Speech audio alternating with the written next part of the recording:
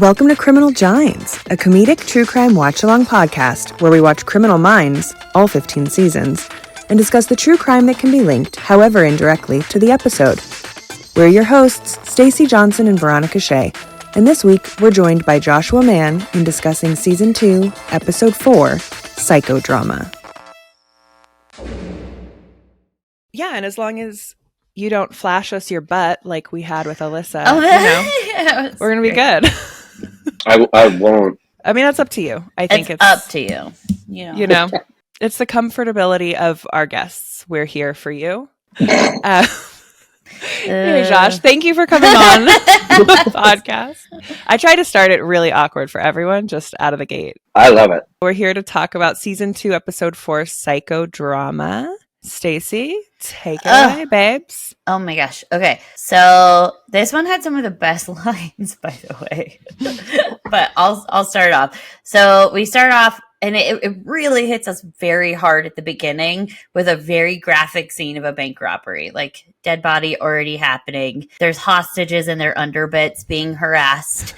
And then yeah. And then there's a dead security officer on the side. We head on over to the team where JJ is explaining that there has been a history of one highly skilled individual doing this. Elle asks a dumb question as to why this case is for them. JJ explains that the unsub has upped the ante by making 2 pairs of victims simulate sex, and then he also beat the security guard senseless. The team deduces that the unsub is a sex offender in denial and a sexual predator who has just escalated his crimes and a potential serial killer in the making.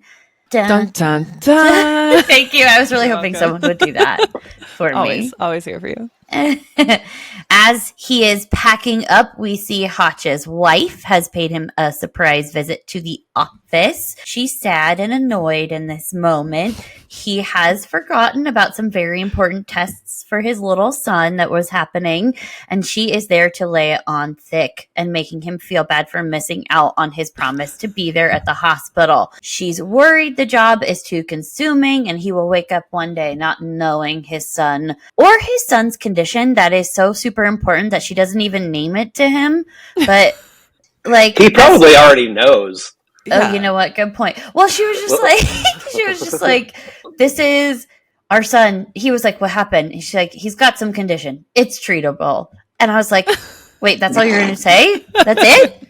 It's What's the wrong cold. with your son? He has a cold, and you were not there for him. Like, how I are will you say catching this, serial killers? How dare you? There was very little of him being like, wait, no, what's the condition? Correct. What's going on with my son? What's happening with my kid? Wait, why are you being vague? Like, and what does treatment mean? Yeah. Like, is it chemo? Correct. Is it chemo? Is it antibiotics? Where's the level here? Yeah. He was like, man, I gotta go catch a killer. With me? Yeah, for real. I was just like, women, okay. am I right? She comes in here and tells me the kid's got a condition while I gotta go to this bank robbery. For real. So he offers to stay with her as the team is heading to LA. She tells him to go and they will talk about it when he gets home. And then he doesn't even walk her out. He just leaves her there in the office. He's like, bye. And then he has places to be, Stacy. It was wheels up. Like, let's go. Clearly. This episode was either written by someone who's never been married or by a woman who fucking hates her husband. Yeah. Like, oh completely. I thought that same thing too. I was like, okay. So we see the team on their private jet off to go find the unsub who has been named the stripping bandit. I've also coined that phrase. If I ever become a stripper, that is what I want my whole vibe to be as well. you could just go as the bandit then. Oh. The stripping part would be redundant. You know what? This is why you're here. I need help. And then, okay, so then Gideon and Morgan they make it to the crime scene and then they just get to business figuring stuff out. JJ and Reed are at an office working on some geographical location stuff, looking at maps. Elle gets to go through witness statements with Gideon, or Hotch. Morgan and Gideon find that the unsub was thrown by the security guard who was in an official uniform. Unlike the other security guards who were all in black suits, I wrote a joke and it's not funny anymore. But now I have to say it because now it's awkward. I wrote, I also have a reaction to a man in uniform, but very different. I don't even know if that's a joke. It's just a real statement. You know what? Good point. Oh man, I was a little sleepy when I wrote this. Apparently, it sounds like you were like sloshing a glass of white wine around. Like, I have a different reaction to a man in uniform. Yeah, completely. Oh my gosh. Anyways, they deduce that the unsub had come from prison because he has an issue with authoritative figures and people in uniform. They also find out that the people whom he sexually assaulted were all family and that he made the rest of the hostages watch for public humiliation, one of which was the branch manager. The team is asking for the security footage there so that they can watch the full thing that the unsub made the family do, but they find out that the branch manager erased part of it because he didn't want people to see it. Some of the team doesn't believe that this was an accident. Garcia calls during the huddle, drops a bomb that after running the footage in her software, she sees that the unsub in the first 3 robberies was a different height compared to this one. The team decides to grill the bank manager some more as he's being a little sus. The team thinks that he had something to do with it. Here's what I don't understand. They really laid this part on thick. Like, they really were like, the branch manager. It was the branch manager. But then, like, they didn't execute it well enough to, like, make us think that it was him. I don't know. After making I also found it weird that dudes robbed so many banks but just decided to wear lifts in his shoes one time. Yeah. Like, they made a huge deal out of that. And it was like... Right. He's like, you know what? Reason. I want to be a little taller today. Yeah. Like, I need some orthotics. All this bank robbery is murder on the shins. Yeah, it's hard on that lower back. For real. The team is grilling the bank manager again. They think I have to tell a very funny story about orthotics. I'm sorry if I'm interrupting at a terrible time. No, that's what you're here for. You need to interrupt me or else I'll just keep going. Like 3 years ago, I wear boots a lot and I put like orthotics in them for comfort. But they're essentially like lifts also because I'm short. And one morning I walked to Rite Aid to buy some and I like bought some and turned and was confused and realized that I walked into while Liam Schreiber was shooting a scene for Ray Donovan. I was just like staring at him while holding my lifts. Just me fucking looking at Ray Donovan. I love just Liam humiliated. Schreiber. Yeah, he's great. My God. Sexy so man. Humiliating. Yeah, he's a very handsome man. What's something... Oh, I was going to say, what's something embarrassing that I've done, but I do a lot of embarrassing things. That's true. I used to have orthotics because I had plantar fasciitis growing up. Sure. Fun fact. Is like an old woman at the age of like 5. Yeah. My body is a lemon. I have had everything wrong with it. It's fine. It's fine. So the team is back to the bank manager. He's being sus. They're grilling him, and he decides to tell the team that he erased that part of the tape because Jesus, and he didn't want his family to be humiliated further. What a prude. Oh, truly. Anyways. Yeah. I want a bank robbery sex tape of me. I mean, what if that bank robber just happened to, especially because it happened in LA, he could have just stumbled onto someone with a humiliation kink and it could have really gone sideways for the bank robber. Oh, sure. I can't wait to talk about this further. That wasn't a me going let's keep going and shut the fuck up. That was me going, I can't wait to talk about the issue that they find out, the testing that they did at the prison. We'll get to it. Oh my God. I went on a deep dive. Anyways, moving on. I did not go to prison. Okay. Well, please. Been there, done that. Anyways, Gideon and Hodge finally know that the whole thing is about shame and humiliation for the unsub. Garcia is having a panic attack in her office, saying that her software is messed up and pacing back and forth. This is where we find out about the orthotics orthotics because she figures out what the lifts were in the shoes. The team comes to the conclusion that the unsub is about 22-25. Morgan breaks it down for the people and says that he had a bunch of naked people in front. This was so funny because they're giving off at this moment. They're talking about the unsub and they're like giving the profile and they're giving all these like really scientific words. And then Derek Morgan comes in and he's like, listen, he had a bunch of naked people around. He wanted to see him. He snapped. There we go. And like just broke it down for the dumb people in the back. All of this is in between scenes of a new bank robbery happening. The unsub finds a man with I skipped a chunk. So all of this is happening in between the scenes of a new bank robbery happening. The same people and a man in uniform. He beats someone who won't take his clothes off. And then there's another person who's hiding and they call 911 and the team hears it and they start to rush over. The unsub finds the man with the phone and he bolts out of there. He punches a parking enforcer. She's just like, hey, is this your bike? And he's like, pop! And he takes her out. And then he gets away. And then there's a fabulous car chase in LA happening. The team loses the motorcycle. And the unsub after he pops a wheelie and goes through a big ditch. And then the unsub is now being reckless and all over the place. And the team is worried that this could be the beginning of a spree. I need to spend a moment here just because the second they see he's on a motorcycle, Mandy Patinkin is like, well, good luck catching him on a motorcycle in L.A. Like, has just no criminal ever thought to ride a motorcycle in LA? They'll all just get away any crime they want. Also, aren't there bike cops? I have been stopped. I think 100% by cops on bikes. Helicopters. Yeah. Yeah. They were just like, I guess we'll try. Let him go. My favorite was he goes into that ditch and they're all out of their cars at that point. And That's then across the river, by the way. That ditch. That ditch is our river. Oh, how Thanks, sweet. Stace. Sorry, I live in Reno. I don't know. With real rivers, that's true.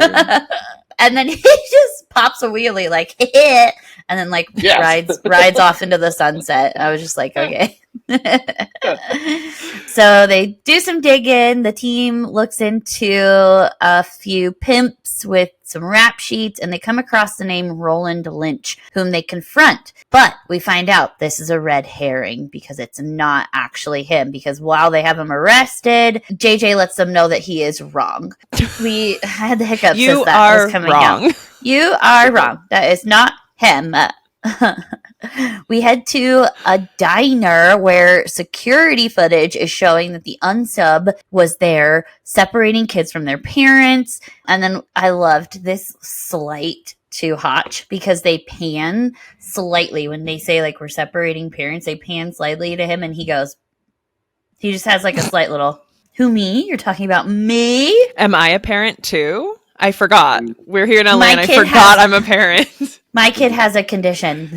It's treatable, though. Yeah, so it's fine. So now the team is confused as to... Oh, we see the unsub trying to force the son hit a mom. When he disagrees, he shoots one of them dead. Hotch is visibly upset about this, and then he leaves the room. So the team is confused as to why the unsub is targeting children now. They head back to the branch manager of the first bank to squeeze out some more details from the erased footage. We find out that the wife is a total biatch. Like, her reaction is a total, like, chill, bro. He went through the same thing you did, and she's like, you let this happen.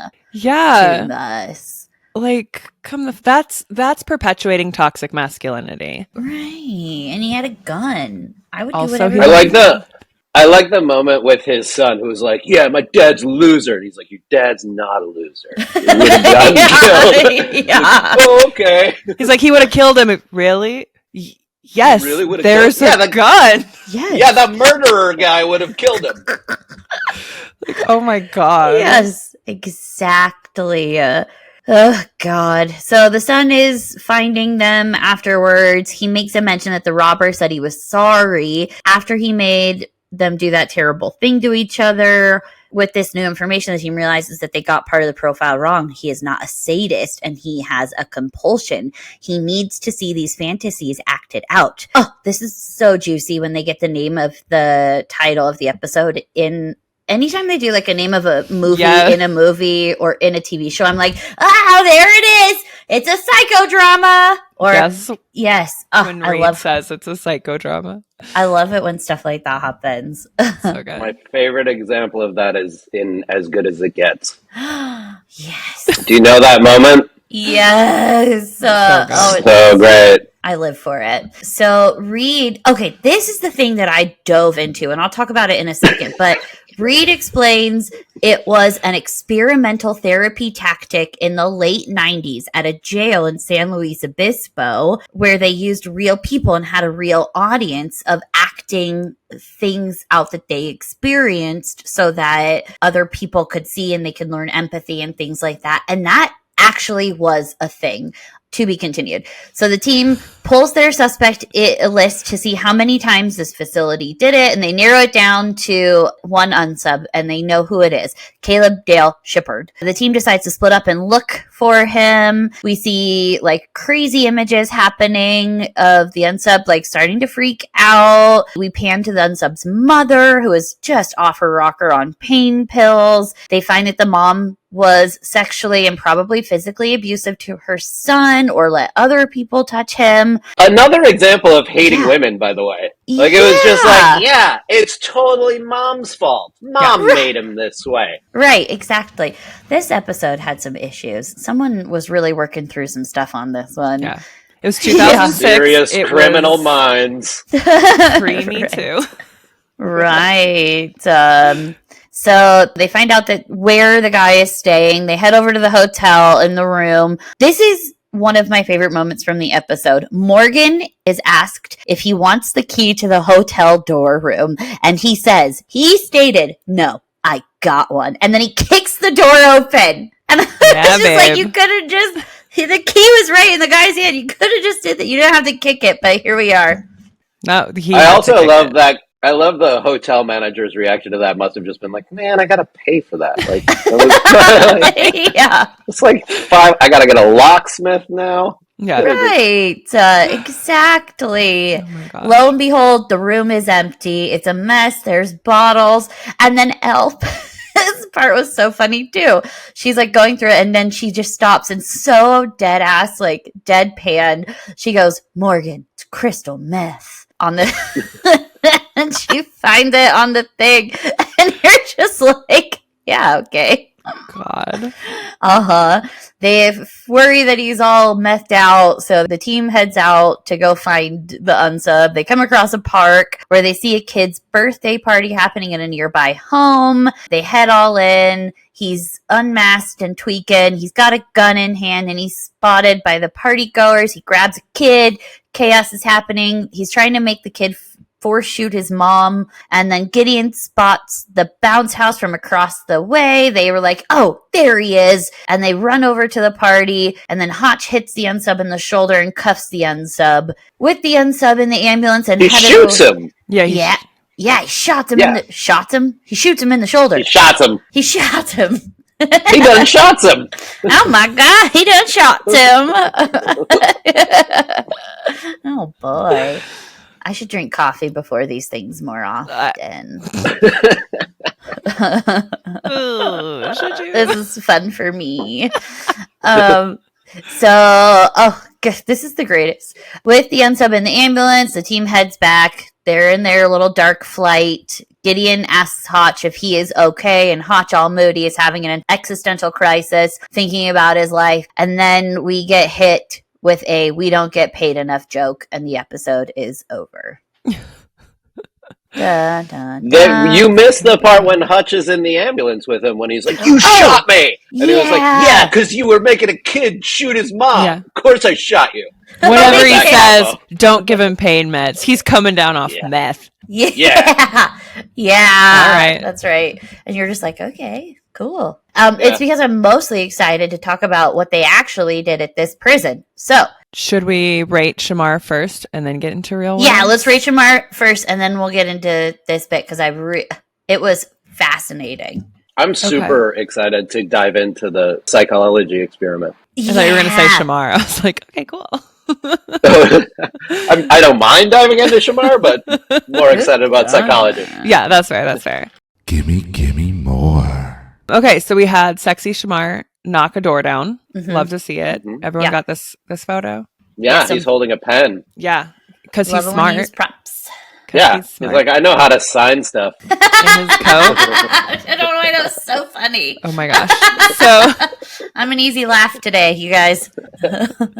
so we rate him 1 out of 5 helpings is our Mhm. scale, just so you know. So Stacy, do you want to go first? Yeah, I'm gonna give it a 4 because this episode really did it for me. The kicking the door thing. He had some solid cheesy lines. It was great. Yeah, I'm also going to give him a 4. It's just a very sexy episode for him, I think. I agree. I'm into it. I Don't would feel be pressured. remiss. No, I don't. I would be remiss if I did not give him a 5 because my mother, who's no longer with us, out of nowhere, like I guess 10 years ago, just occasionally started bringing up how handsome she thought Shamar Moore was. Of all the people on the planet, she'd never talked like that way. And she was like, I just think that man is so handsome. I think he's like so incredibly handsome. So I'm giving him a 5 in her honor. I love that. That's beautiful. Oh no, maybe I'm just emotional because now I'm getting all getting all teary. That's so sweet. I love it. I mean, she's right, though. You know? Yeah, sure. He is very My God. handsome.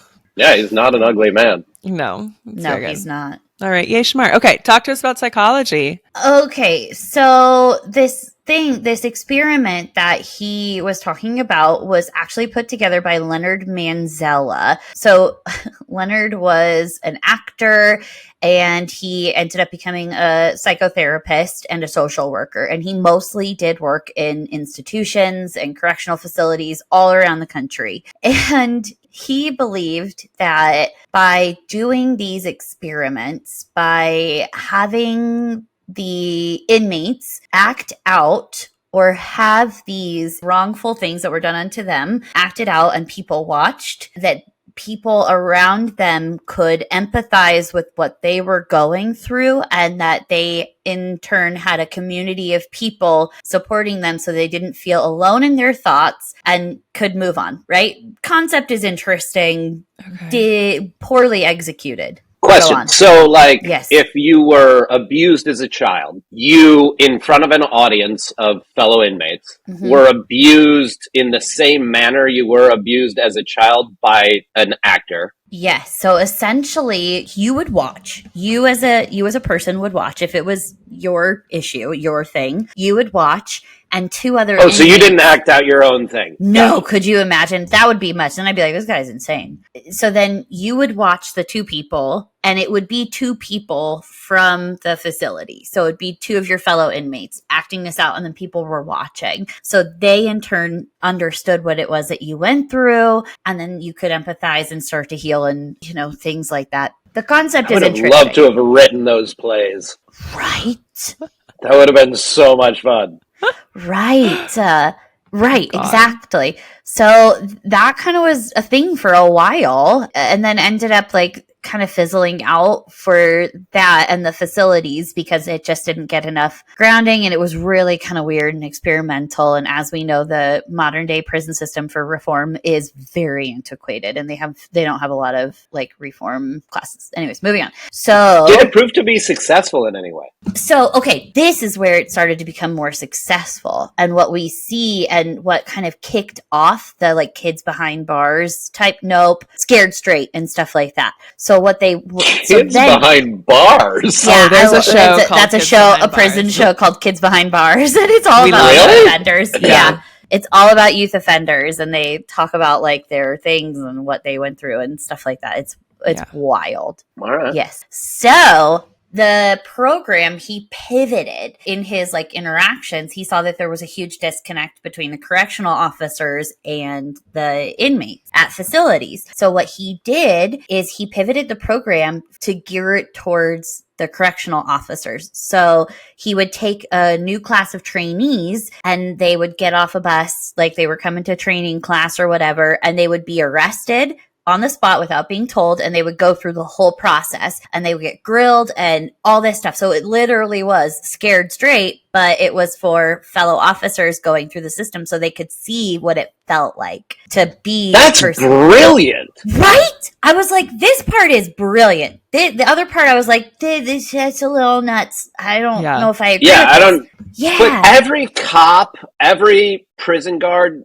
they should all, or parole, or anybody. Whatever. Anything. Yeah, they should all have to experience what the people they essentially work with experience. Yes. Yeah. Every cop should have to be arrested. Yes. Yeah. I fully agree. That's genius. I know, right? It was brilliant. I was like, this is great. And he had I'll say these 2 quotes and then I'll be done with this whole thing. But he said some really brilliant things. He was like, the bottom line is you can't teach empathy or emotional intelligence, but you can place people in situations where they can learn these lessons for themselves. So, right. Like you can't teach someone to empathize with someone who maybe doesn't have like a personal experience with it. But if you give them that experience, then they can empathize with what it is that you're going through. And then he said 99.9% of these people are getting out and they're moving into our communities. The public needs to understand that if we beat these people up and let them out, they'll be bitter. You treat people like animals and they will act like animals. And I was just like, get it, Manzella. At first I was like, you're kind of weird. This is kind of weird. But then towards the end of this research deep dive, I did at 2 a.m.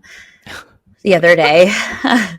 I was like, all right, I like you. So yeah, that was the psychodrama experiment. You Thank you. Oh my gosh. Amazing. Yeah, that's wild. Where right? I think they do like role play stuff in a lot of group therapy things. Yeah. Too. Like, and not like for offenders, but like for drug abuse and that kind of stuff. Yeah. Yeah. Role play is a big thing. It's funny because I don't like it and I'm an actor.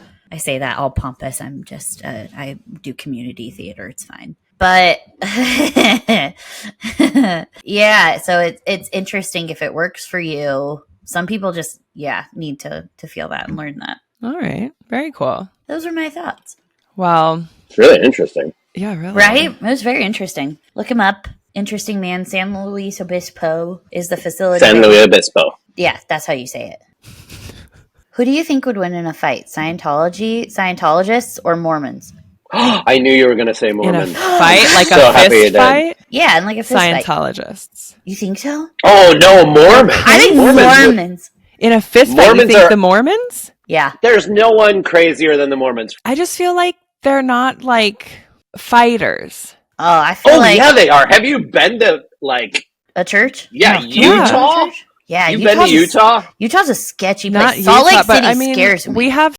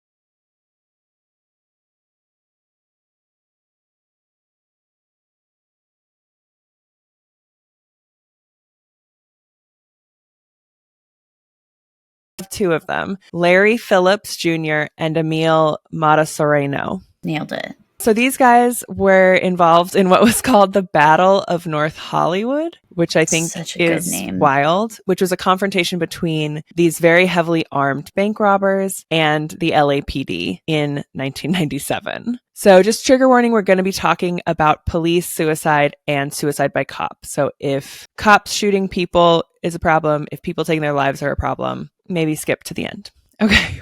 Yeah, but skip to the end because we're going to be funny and we're going to say something funny and sign off. So yeah. So just like get But I mean, it's not going to be all that graphic. It's fine. If you made it through Fred and Rosemary, you're going to be fine. Okay, so I'm going to butcher some names because these are wild. This so is my favorite, making you say things. making me say all the foreign names. Decibel Stefan Emilian Matasareanu. He's known as Emil. Emil Matasareanu was born in 1966 in Romania, and his parents moved them all out to LA in 1974, where he became an electrical engineer and ran an unsuccessful computer repair business. As you do. Yeah, not exactly the American dream, but kind of. Larry, on the other hand, was born... Is it? Is it at all the American dream? I mean, running a failed business. It's the American realization. Computer repair business? We all have dreams. Yeah, we all have different dreams, Josh. God, your place of That's privilege. I mean, like, buy a taxi medallion, Emil. Come on, that's the dream. Yeah. Honestly. I feel like I would make a great taxi driver. I would talk to so many people. I think you'd be amazing. Thank you. You'd be my nightmare. Bridget Fonda, look out. You'd be the best taxi driver. Out, world. So Larry was born in 1970, and he was a habitual offender of real estate scams and shoplifting. And he was like a bodybuilder. Yeah, they were both bodybuilders. They met at Gold's Gym in Venice Beach in LA. Sponsor us. Did you guys ever shoplift? Yeah. I was like, wait, how am I supposed to answer this? I did too. I did. We're all going to tell our shoplifting stories. I used to steal nail polish from CVS. Oh, drama. That was okay, I'm, in the interest of radical honesty, going to talk about all the things I stole, because I grew up poor. Same. And I stole a lot of shit. When I was in college, I worked at a sushi restaurant as a maitre d' to put myself through college. And I would steal shoes from DSW Shoe Warehouse. Oh. And what I would do, and I think I'm the guy who's the reason that all of the boxes only have one shoe in them. What I would do is I'd walk in, put my shoes in a box, take a pair of shoes out, and walk out. Oh, wow. I would just walk in with old shoes, put on a pair of shoes, and walk out. That's very smart.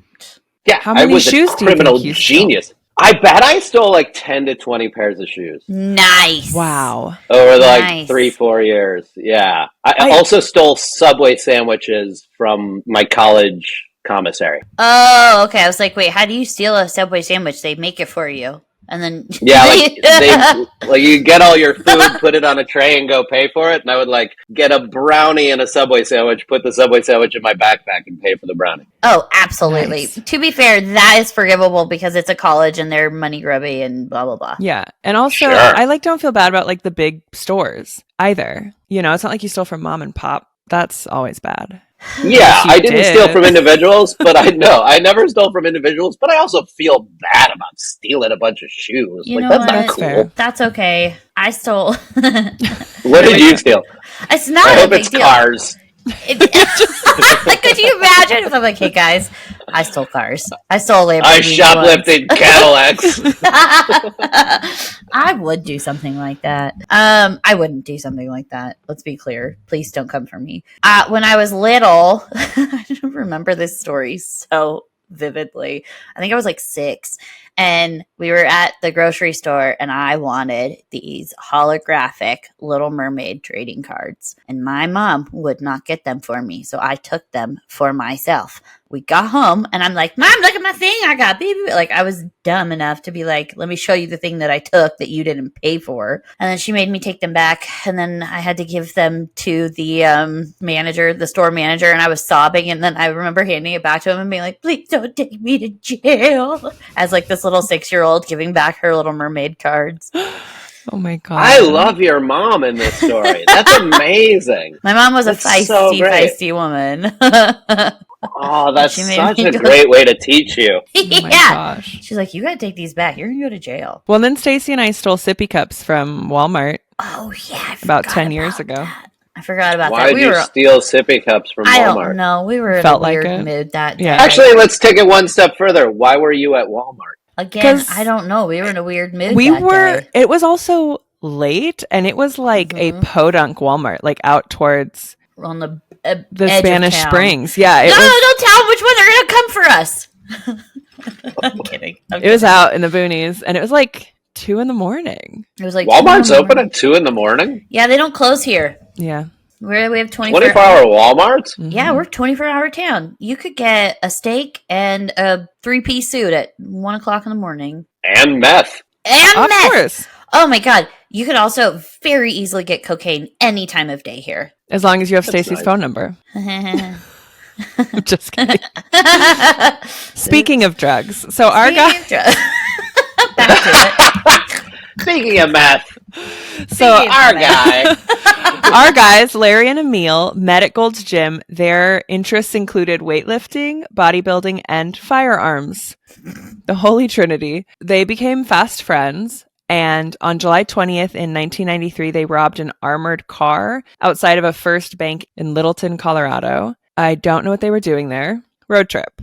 How fun. Yeah. On October 29th in 1993, they were both arrested in Glendale. And for people who don't know, that's in LA. It's like a little suburby part of LA. And they were arrested for operating a stolen vehicle. In the car, the cops found 2 semi-automatic rifles, 2 handguns, more than 1,600 rounds of rifle ammunition, 1,200 rounds of 9mm and 45mm handgun ammo, radio scanners, smoke bombs, improvised explosive devices, body armor vests, and 3 different California license plates. Wow. So they were both charged with conspiracy to commit robbery, and they served 100 days in jail before being placed on 3 years probation.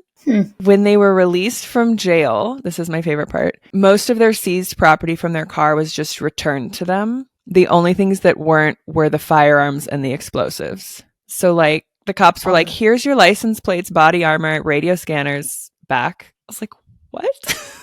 Okay. Like, why? I don't understand how they only served that amount of time. Like, that's what I thought too. I was like, 100 days for all that shit? Yeah, they plea bargained out. So then, June 1995, that's 2 years later, so they're still on probation. Okay. They ambushed an armored car in Winnetka, which is apparently in LA. I have never heard of this place. That name sounds familiar, and I don't ask me why. There's a Winnetka that's a very wealthy suburb of Chicago. Oh, maybe that's what I'm thinking. Well, it wasn't there. It was in LA somewhere. And they killed a guard and seriously injured another one. Then in 1996, they robbed 2 branches of Bank of America in the San Fernando Valley. They stole approximately $1.5 million from those banks. Jesus. Which has never been found, correct? Yeah, that money hasn't. Then they were dubbed the High Incident Bandits. So, Stacy, if you're looking for more stripper names. Stripper names? Yeah. That'll be my opener routine. Yeah, you could just like come out with like guns and be the High Incident Bandit stripper. Oh boy, this is going to be one weird day. So their MO, what they would do is basically go into these places fully body armored, force their way into like the vaults, to the tellers. They would take control, like we saw in the episode, by like going in and firing into the air. Like, this is a holdup. Let's go. And kind of make everyone go into one location while they had the branch managers, tellers, load them up with stuff. They had illegally modified weapons. They had an arsenal of shotguns, semi-automatic rifles. There's a cat. This is Millie. Millie, you want to say hi? Mildred. She's like, no. Not at all. Hi. Bye. Oh, wow. She's adorable. She's an asshole. Huh? Yeah, she's a cat. Yeah, cats are usually a-holes. No, I love her so much, but she's an asshole. She likes to hunt lizards in the backyard. Oh, that's nice. Does she hold them by the head? Yeah, she brings them in and drops them and then hunts them for a few days until I have to find them and like save them.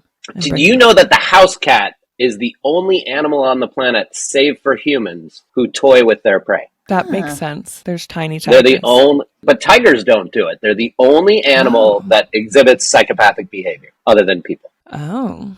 Like, that's why, like, they'll hold a mouse by the tail and then let it go and then catch it again. They're the only animal on the planet other than us. Oh, I understand what you're saying. Wild. I like to keep enemies close. Sure. So that's why. Although there's a bear in Banff National Park called Boss, and he has taken to killing other bears and eating them. he has gained a taste for bear meat. So, it's just All right. yeah. Would you fun ever fact. eat What's bear up? meat?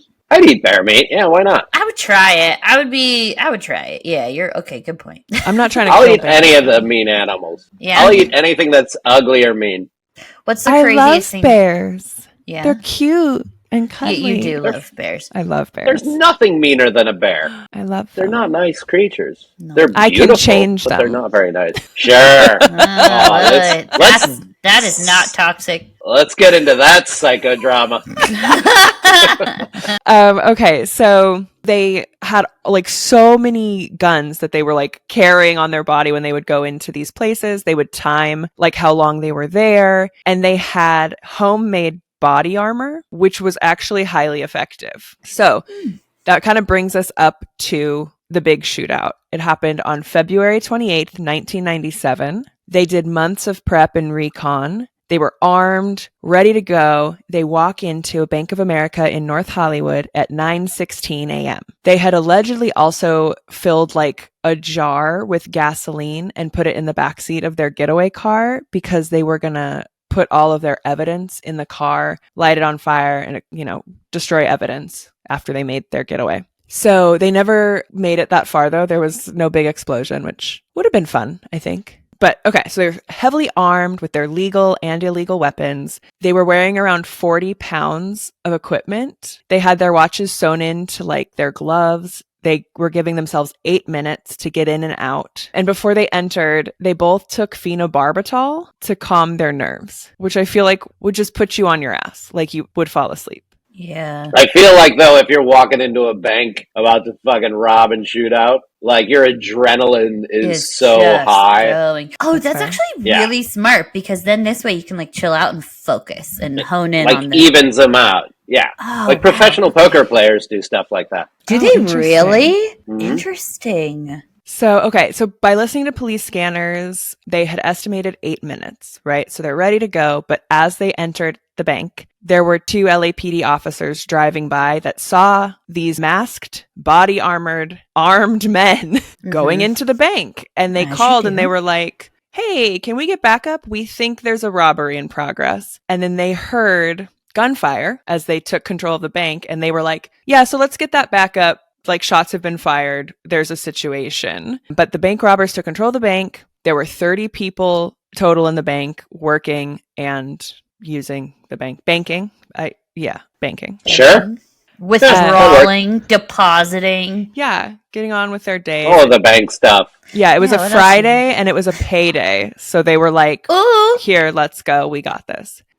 So Emil was able to shoot open the bulletproof doors to the vault because they were designed to resist low velocity rounds only. And these guys had like AK-47s going. So he gained access to the teller area, the vault. They had the assistant manager open the vault and start loading them up. But there had recently been a change in the bank's delivery system, I guess. So they had estimated that they were going to get like $750,000, but the vault had way less, and they ended up only getting around $300,000 for this score. Emil was so pissed off that he like opened fired on the vault, destroying a lot of the money in there. Then he tried to gain access to the ATMs, but again, they had changed like how they operated. So the assistant manager didn't have keys to the ATMs. So they leave with like almost no money. I mean, $300,000 is a lot of money, but like not what they were expecting or used to. Mm-hmm. Not like shoot a bunch of cops money. Right.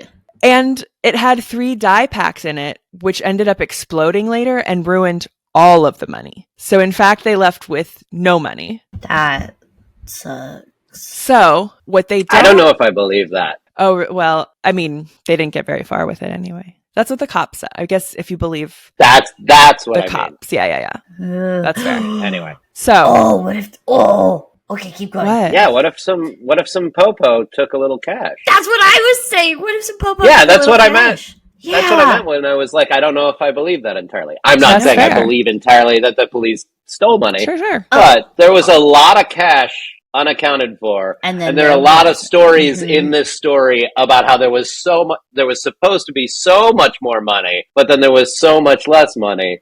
After, like, if I'm a cop and I'm in a 40-hour shootout with a couple of psychos in body armor, absolutely. Yeah, I see some stacks lying around. I'm definitely taking it. Yeah. Me too. Yeah. I would be the worst cop ever because I'd be like, ooh, money, please, drugs. Okay, I could get the resale value on this. Like, but then your mom would make you bring it back to the bank and be like, I'm sorry. Please don't put me in prison. Yep. I am so dead. Okay, so these two guys are doing their thing. And they don't know that now the LAPD has responded, has set up a perimeter, and they're about to walk out, ultimately into a firefight. Drama. So Larry is our first one who leaves the building. Thank you for noticing me. God, Stacy. So he leaves at 9:24, right? So this whole thing started at 9:16. Yes, at 9:16. He leaves at 9:24. They really have this down to an art at this point, and he realizes that he is surrounded, right? Mm-hmm. So he opens fire, and it lasts for several minutes. He injures 6 police officers and 3 civilians, and he attempted to shoot down the LAPD helicopter that was monitoring the scene, forcing them to have to leave and come back. Which I think is just wild. And then he took cover back in the bank for a little bit, and then he left from one entrance while Emil left from the other entrance. So Emil goes to get the car. Larry's on foot, which I'm like, how do you even decide who gets to be in the car? Like, can you imagine if you're the one on foot and you're like, dude, this fucking sucks. Like, I feel like I would want to be on no, I feel like I would be on foot because I'd be like, oh, I can hide into little crevices and things like that. But when you're in a car, they know you're in a car. Right? I guess that's fair. Why didn't they get motorcycles? Oh, there it is. Oh, it all comes full circle. Should have gotten motorcycles. Jesus Christ, this is great. Okay, so they're now trying to get out of the parking lot, which is locked down by the LAPD. Larry's on foot, Emil's in the car, and they are continuing to fire at police. And the police used to only be issued 9mm or 38mm handguns and revolvers. Mm-hmm. These guys, again, were heavily, like, militarily armed, and the cops had to keep pushing back their perimeter because they kept getting injured. Like, a lot of cops got injured, and their bullets were not making a dent in these guys because they used to be trained, again, to also take body shots, not kill shots. Same. There it is. Not all my jokes can land, you guys. Okay, let's just move on from this moment. I don't want to talk about it anymore. Oh my God. So, about 10 or 15 minutes into the shootout, a cop calls over the radio to other cops that they shouldn't try to stop the getaway car because, and I quote, they've got automatic weapons. There's nothing we have that can stop them. So they're like telling people, they're like, don't come to the area. Don't try to stop them. This is really just, it's too much. This is bad. It's not good. There's a call into SWAT. They're 18 minutes out because they're training. They're like doing a training thing in downtown LA at the police academy. So the cops go and get AR-15 rifles from a nearby gun store to better arm themselves. Good guys with guns. Good guys with guns. And what I think is so, like, okay, so this takes place in North Hollywood, which is like borders Burbank. And I don't know. Where's there a gun store in North Hollywood? Well, so here's my fun story about Burbank. Because, like, if it was close enough to Burbank, you are not allowed to have a tattoo running business in Burbank. Like, you cannot tattoo in Burbank. What?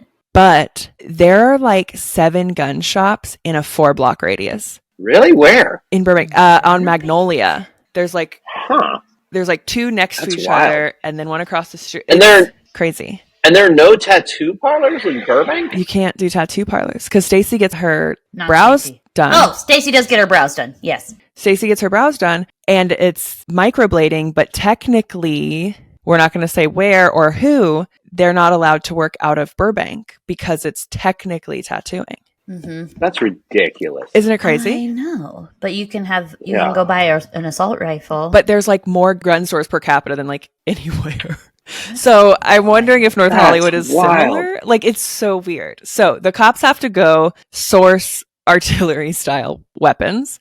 Now, Larry, trying to get out of the area, has been hit in the wrist, and the first assault rifle also took fire and became inoperable. But don't worry, guys, he had a second one. Oh, thank God. So he just discarded that one, kept on going. And the LAPD radio, like that they have their second officer down. They've called SWAT. They roll up after 18 minutes. Again, they've been training. So there's a lot of footage of this too, guys. So like this is now being broadcast by news sources because the news helicopters are on the scene.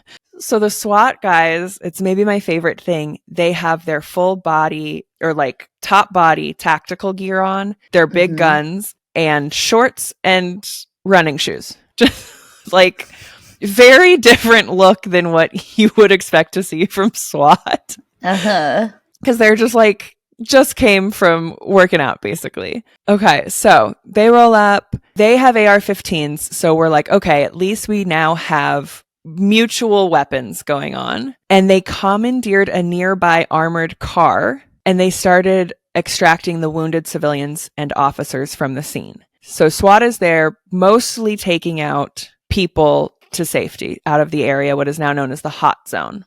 So Emil has not made it out of the parking lot yet. He's shot in the ass, in the leg, in the arm, but it's not until a shot lacerates his eye socket that he thinks to get in the car. He has just been by the car this whole time. So I'm like, okay. It's been 20 minutes. Get in the car, right? Like, what are you even doing? Yeah, what are you doing? So Larry's still firing on the cops. Emil finally gets in the car. Larry tries to get into the passenger seat of the car, but gets shot in the shoulder. So Larry books it on foot in one direction, and Emil drives in the other. 9:52 a.m. Larry, on foot, just turns down the adjacent street, takes cover behind a parked semi. His rifle jams, but he's been hit in the wrist, so he can't fix it. So he pulls out, don't worry guys, he pulls out a handgun, you know. Oh, thank God. Yeah, one-handed artillery. So they finally realize you have to go for the extremities, legs, arms, heads, right? So another cop hits his Heads. So shoot one of that guy's heads. one of their heads. So he's shot in one wrist. A cop shoots him in the other hand. He drops his handgun. He finally realizes this is the end for him. He picks up the handgun, positions the barrel under his chin, and shoots and takes his own life. So Larry has taken himself out of the fight. Isn't there some confusion about that, though? Isn't it unclear whether or not a cop shot him dead or he shot himself? So he shoots himself, and as he's falling, a cop shot him in the torso, and that bullet severs his spine. Ooh. It is unclear which was the fatal shot, but both would have been fatal. So, okay. All right. Yeah. Yeah, like the spine's one of the things you definitely don't want severed. Yeah. That is correct. I don't want that severed. I would like to keep my spine intact. Just the one. Thank you. It's so low on my sever list. What's highest on your severed list? Highest on my sever list? Probably like cigarettes and alcohol. Oh, yeah. Toxic relationships. Those are all high on my sever list. Okay. Spine. Further really down. Low. Quite way further down. Quite so far, much in further fact. down. Yeah, it might be the bottom. Oh my gosh. So he is dead on the ground. He shot a few more times for good measure before being handcuffed and arrested, which might be my favorite detail because it was standard procedure at the time for cops to arrest the deceased criminal as if they were still alive. And it's only at this point that they're able to remove his mask and see who this person is. Ugh. Meanwhile, 3 blocks east, Emil is in a car that has been so shot up, you can't see out of the windshield. 2 of the wheels are flat. It's just, it's really not carring anymore. It's not carring. It's not carring. So he bails. It's 9:56. He tries to steal a Jeep by shooting at the driver of it, who bails. He flees, like, good for you. But before he does, he flips the electric kill switch, which Emil doesn't realize as he quickly is moving his full arsenal from his shot up car to this new Jeep. He cannot get the Jeep to move. So he's forced to go back to their, what was their car? It's a Chevy Celebrity is their getaway car. Ooh. But that's a car? Yes, A Chevy Celebrity? a Chevy I have to Celebrity. look this up right now, what this looks like. Yeah, it's like, What is a Chevy Celebrity? I'm It's gonna not- Like Jeremy Sisto? it's like not. You're such a hoot. That is It's like funny. not cute. Okay, so now we've got all the helicopters. They have zeroed in on Emil, and he takes cover behind the original getaway car. And he and a few SWAT officers have a 2.5-minute uninterrupted shootout. And SWAT realizes we can't get through the body armor, so they start shooting under the cars to take him out by the legs, Mhm. which By the feet, I think. Like Yeah. the ankles and feet where there was no armor. yeah. So they shoot out his legs, and he finally puts his hands up in surrender. So they come in, they disarm him, they handcuff him, but paramedic and fire could not enter the hot zone since Hot Emil zone. was still like goading the cops on basically to kill him, and he was still considered dangerous. And it took Okay. over an hour for first responders to get there, and in that time Emil bled to death. Mhm. And there was a lawsuit brought by his kids basically saying that his rights had been infringed upon by them not allowing first responders to come in and for them allowing him basically to bleed to death. Yep. So it's finally over. How did that lawsuit end? I don't think they won. I was reading it. It didn't say Yeah, though. I I don't wouldn't think. be- I can go look. I'm not surprised that they wouldn't have won. Yeah, but they're like, I feel conflicted about that. Like, part of me is just like, oh man, that's Yeah. not right. But part of me is also like, oh man, what do you want? exactly. I mean, at first I was like, well, there's like protocol with the hot zone and I get it. But if you listen to the police radio, which you can do, it's 13 minutes of By the way, police the radio. Hot Zone, name of the strip club you're going Oh to be my working at. god, I was waiting for someone to make that Perfect. joke because I didn't want to do it, but I knew it had to be said. Perfect. That was good. Welcome to the hot zone.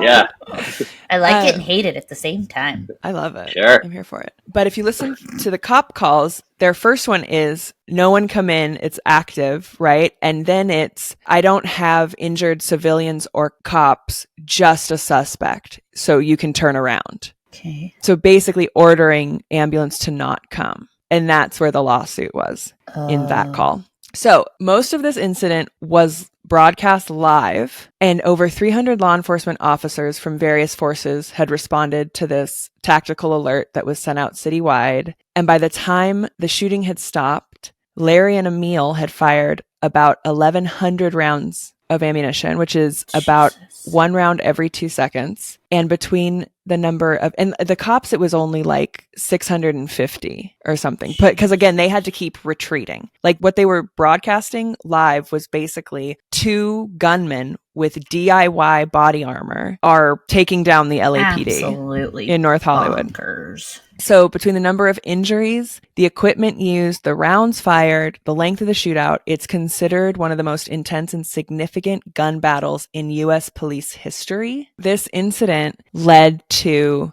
gun debate, not in the way that you would think it would. no, it was about cops getting better It guns. was about cops getting better guns. And they decided Sure. that they needed to upgrade their firepower in preparation for another event like this countrywide. And this is when we really start seeing the LAPD start militarizing themselves, really. And I was like, or we could just impose gun regulations on the public? Like maybe? Yeah, I mean, if we want to make this a 17-hour podcast, we can, and I can just go on the longest, angriest monologue about how the reaction to any gun violence in this country is always more guns, Yes. as opposed to any one time just saying, like, let's give it a shot. Like, Yeah. let's just try and see what happens. Speaking Seriously. of Ugh. guns. Great. Yeah. Speaking of guns, how do guns work? Okay, hold on. Let me just ask a super quick question.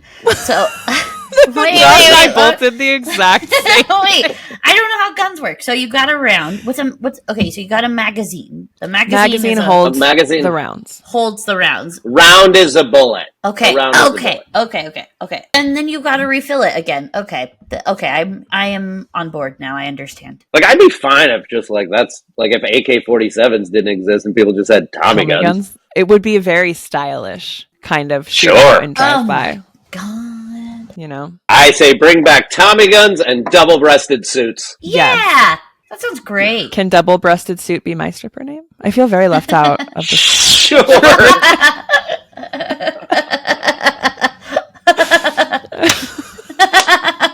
Oh my god. I'm included. I feel like Stacy now. Stacy always just wants to be included. I just want to be included with my friends. Oh my gosh. But yeah, so this was this crazy episode. Like, wild, I think. Bonkers. Yeah.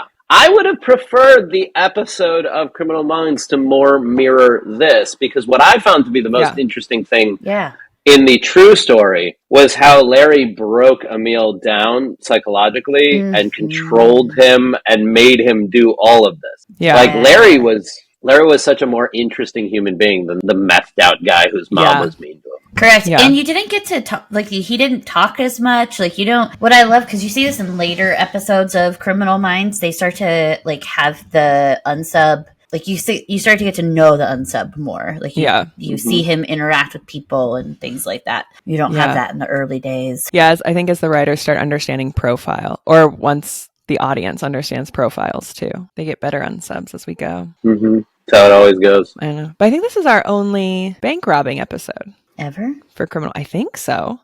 I say that now. Watch, there's like one a season. I know. God. There's so many arsonists. I'm like, why not more bank robbers? But I know, right? Like, hoping for whatever. But anyway, speaking of breaking people down psychologically, what do you have coming up, Josh? I wrote a book that... What? You did? Yeah, I did. I wrote a book that looks like it's going to be published early next year, which I'm excited about. Get out of here. That's so exciting. Yeah. What's it called? you tell us about everything? I can tell you some things about it. Okay, tell me some things about it. This may need to be edited out. Okay. But I can totally tell you what it's about. Yeah. So, the book's probably going to be called Dying to Be With You, Okay.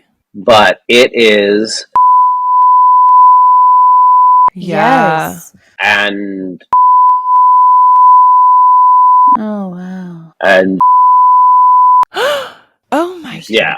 God. This is a wild story. Yeah. Oh my gosh. You Yeah. have to tell me, because I love shit like this and I want to read it for sure. I can send you a PDF of it, too. Like, you don't have to buy the book. Would you guys do can that? have it. I want to read it. Yeah, of course. But I'll also buy a copy when it comes out because I love to oh. support. We'll Aw, of course buy a copy. That's nice. Yes. Oh my God. Okay, well, I'm Yeah. very Wild. excited to read it. Me too. That sounds great. You're gonna sell the movie rights. Like that's gonna be a thing. It was such an experience that I was not prepared for, because I'd only ever written screenplays and television scripts. And first of all, my book is very dialogue heavy. Okay. It's really dialogue heavy. So it reads a bit like a movie. Okay. Mm-hmm. Like, I spent as little time as possible on the, like, action narrative part, because that's not my strong suit as a writer at all. Mm-hmm. I leaned away from that in a way that I think works. Okay. I kind of wrote the book in a weird way, and a friend of mine helped me get there, that just, like, leaned into all of my strengths as a writer and just, like, didn't even address my weaknesses. That's so cool. What I'm saying is, like, lean into your strengths as a writer and don't be overwhelmed, because, like, what's gonna happen if you keep doing it too, if you write like 500 to 2,000 words a day, at some point, and this is the coolest feeling in the world, and it was like better than anything I've ever experienced save for sex. But there was a moment where I was like, holy shit, I'm like 2/3 of the way through a fucking book. Yeah. Like, I'm on the final stretch of a book. Yeah. But I would love to read your book. So Yes, if you wouldn't me mind too. sending that to us, I'll email it love to you that. guys. And then I will seriously buy a copy when it is out and Same. released to support, and we'll pump that on the podcast and things like that. That is so cool. That's so like amazing, honestly. What Mhm. an accomplishment. Good job. Good Thank for you. you, Josh. You're welcome. Good for Good for all of us. Thank you. you. And on that note, thank you so much for coming on the podcast and talking with us today. We definitely want you Thank you for back. having me. I'll do it anytime you want. Yay. I love it. Okay, so everyone like, subscribe, download, whatever the kids say, rate, review, share, I don't know. And Rate, review, share. join us next week for another episode of Criminal Gines. Da-da. Dun, dun,